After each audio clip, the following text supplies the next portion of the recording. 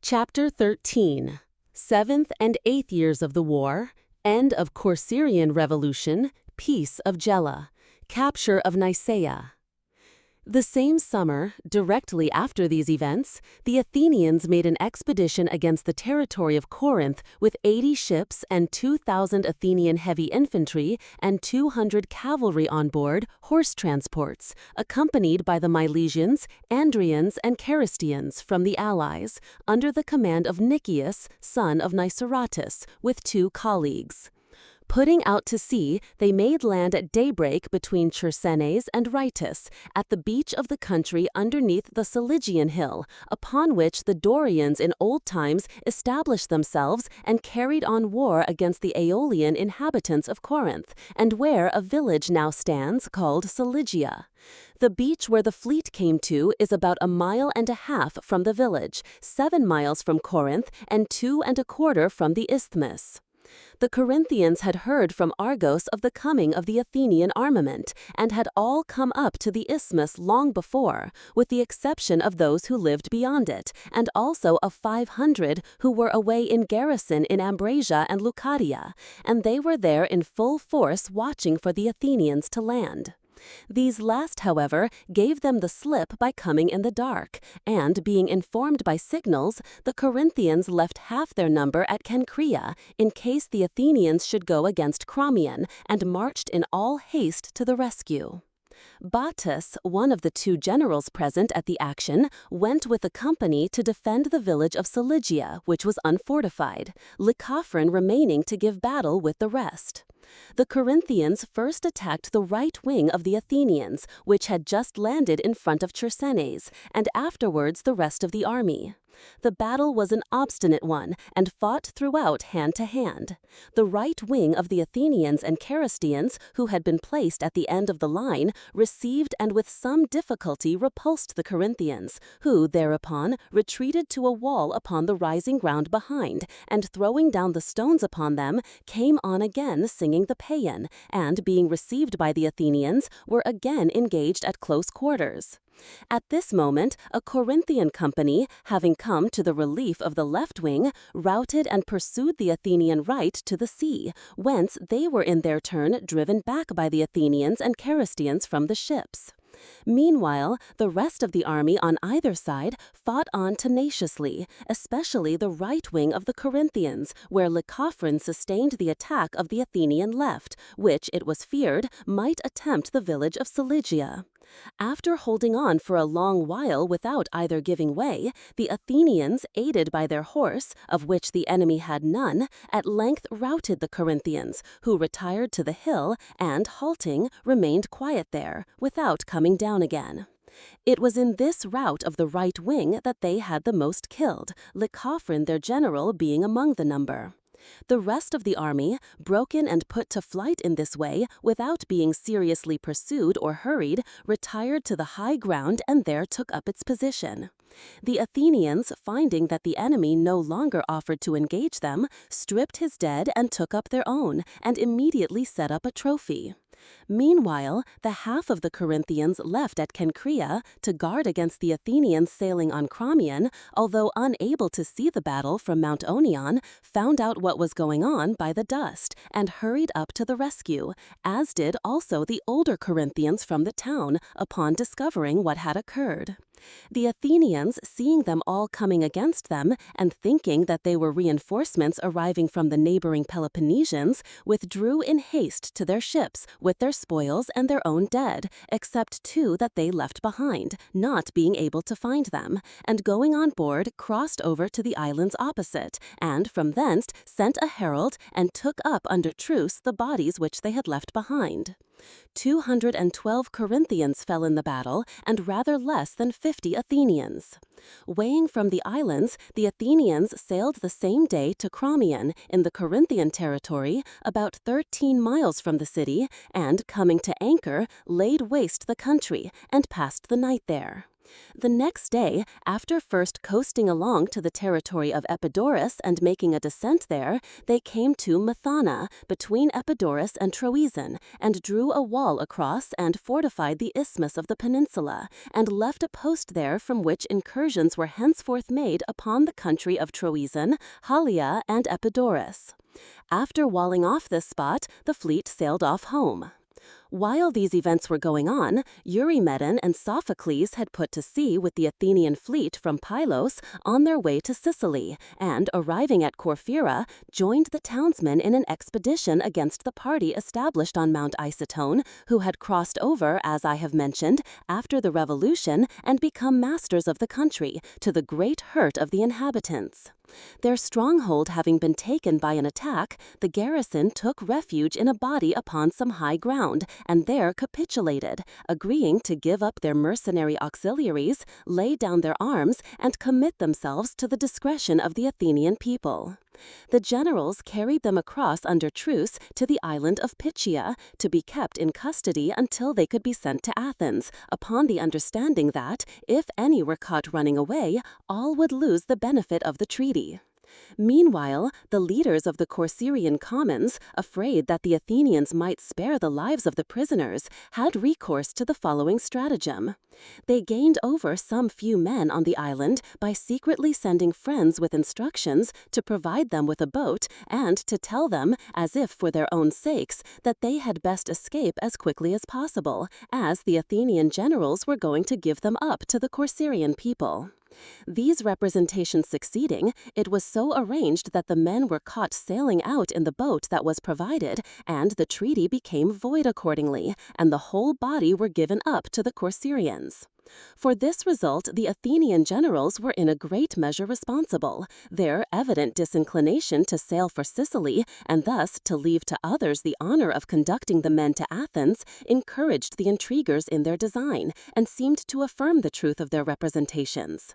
The prisoners thus handed over were shut up by the Corcyraeans in a large building, and afterwards taken out by 20s and led past 2 lines of heavy infantry, one on each side, being bound together and beaten and stabbed by the men in the lines whenever any saw pass a personal enemy. While men carrying whips went by their side and hastened on the road those that walked too slowly. As many as 60 men were taken out and killed in this way without the knowledge of their friends in the building, who fancied they were merely being moved from one prison to another.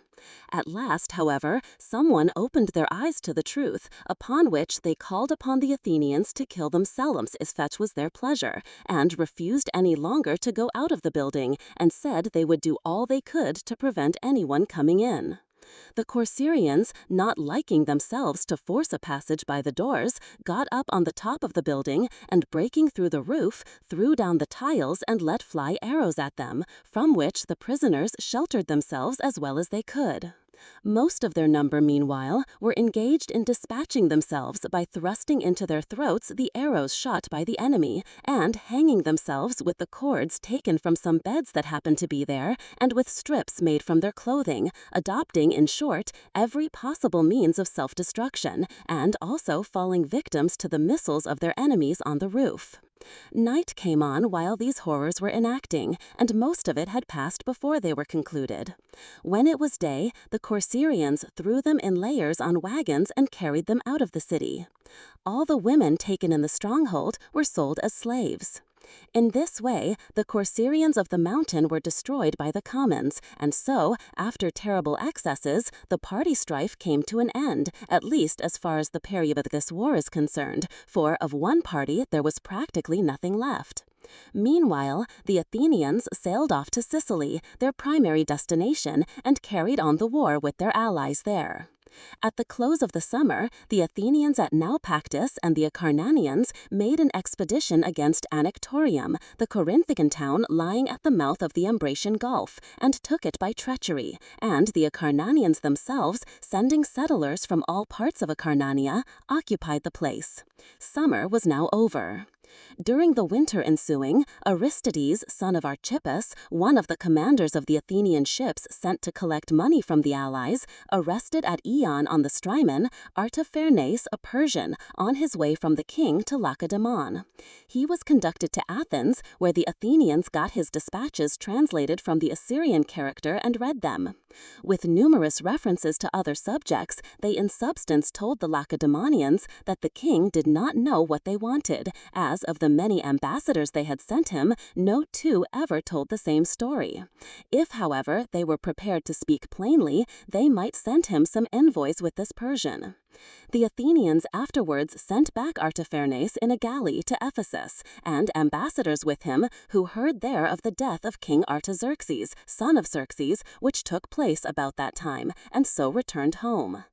The same winter, the Chians pulled down their new wall at the command of the Athenians, who suspected them of meditating an insurrection, after first, however, obtaining pledges from the Athenians and security as far as this was possible for their continuing to treat them as before. Thus the winter ended, and with it ended the 7th year of this war of which Thucydides is the historian.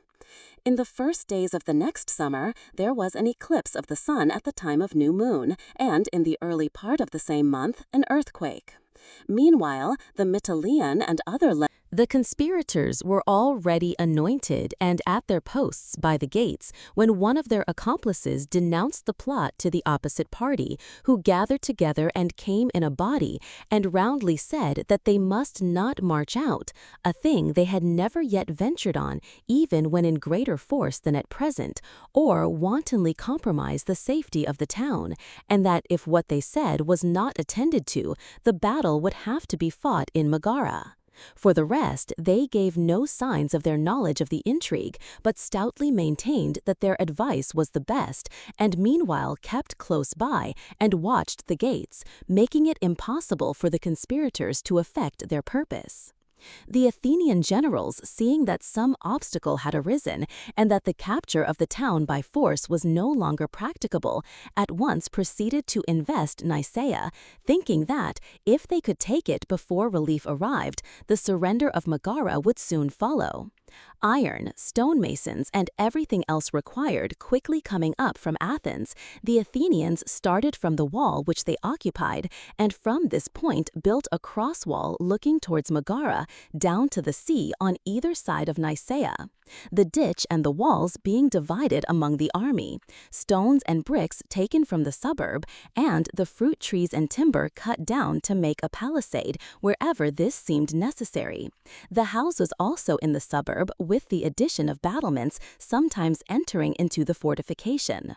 The whole of this day the work continued, and by the afternoon of the next the wall was all but completed, when the garrison in Nicaea, alarmed by the absolute want of provisions which they used to take in for the day from the upper town, not anticipating any speedy relief from the Peloponnesians, and supposing Megara to be hostile, capitulated to the Athenians on condition that they should give up their arms, and should each be ransomed for a stipulated sum. Their Lacedaemonian commander, and any others of his countrymen in the place, being left to the discretion of the Athenians.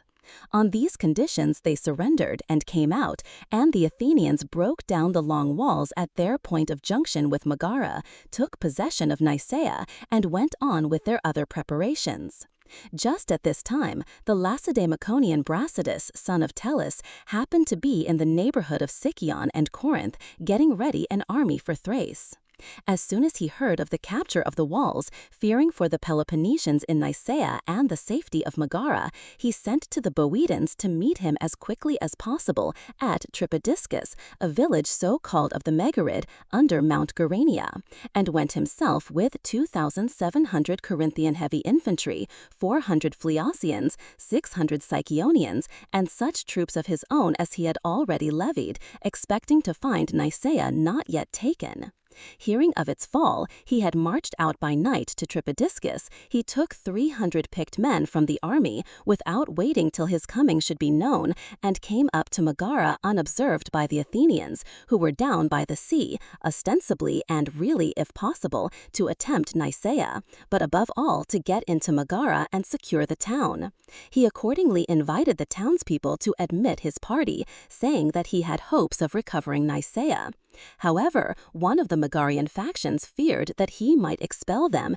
and restore the exiles. The other that the commons, apprehensive of this very danger, might set upon them, and the city be thus destroyed by a battle within its gates under the eyes of the ambushed Athenians. He was accordingly refused admittance, both parties electing to remain quiet and await the event, each expecting a battle between the Athenians and the relieving army, and thinking it safer to see their friends victorious before declaring in their favor.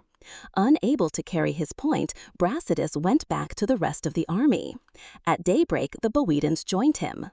Having determined to relieve Megara, whose danger they considered their own, even before hearing from Brasidas, they were already in full force at Plataea when his messenger arrived to add spurs to their resolution, and they at once sent on to him 2,200 heavy infantry and 600 horse, returning home with the main body. The whole army thus assembled numbered 6,000 heavy infantry. The Athenian heavy infantry were drawn up by Nicaea and the sea, but the light troops, being scattered over the plain, were attacked by the Boeotian horse and driven to the sea, being taken entirely by surprise, as on previous occasions no relief had ever come to the Ladarians from any quarter. Here the Boeotians were in their turn charged and engaged by the Athenian horse, and a cavalry action ensued which lasted a long time, and in which both parties claimed the victory. The Athenians killed and stripped the leader of the Boeotian horse and some few of his comrades who had charged right up to Nicaea, and remaining masters of the bodies gave them back under truce and set up a trophy. But regarding the action as a whole, the forces separated without either side having gained a decisive advantage, the Boeotians returning to their army and the Athenians to Nicaea.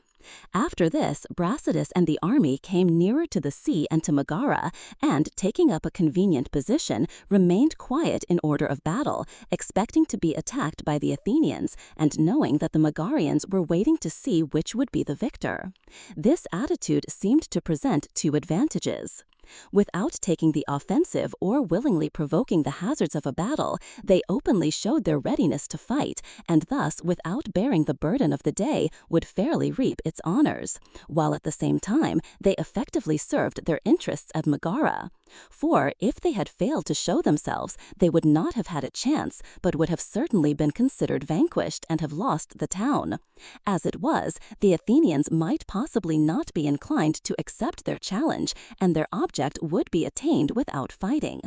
And so it turned out. The Athenians formed outside the long walls, and the enemy not attacking, there remained motionless, their generals having decided that the risk was too unequal. In fact, most of their objects had been already attained, and they would have to begin a battle against superior numbers, and if victorious could only gain Megara, while a defeat would destroy the flower of their heavy soldiery. For the enemy it was different, as even the states actually represented in his army risked each only a part of its entire force. He might well be more audacious. Accordingly, after waiting for some time without either side attacking, the Athenians withdrew to Nicaea, and the Peloponnesians after them to the point from which they had set out. The friends of the Megarian exiles now threw aside their hesitation and opened the gates to Brasidas and the commanders from the different states, looking upon him as the victor and upon the Athenians as having declined the battle, and receiving them into the town, proceeded to discuss matters with them, the party in correspondence with the Athenians being paralyzed by the turn things had taken. Afterwards, Brasidas let the allies go home, and himself went back to Corinth to prepare for his expedition to Thrace, his original destination. The Athenians also returning home, the Megarians in the city most implicated in the Athenian negotiation, knowing that they had been detected, presently disappeared, while the rest conferred with the friends of the exiles and restored the party at Pegae after binding them under solemn oaths to take no vengeance for the past and only to consult the real interests of the town. However, as soon as they were in office, they held a review of the heavy infantry and, separating the battalions, picked out about 100 of their enemies and of those who were thought to be most involved in the correspondence with the Athenians, brought them before the people and, compelling the vote to be given openly, had them condemned and executed, and established a close oligarchy in the town, a revolution which lasted a very long while, although affected by a very few partisans.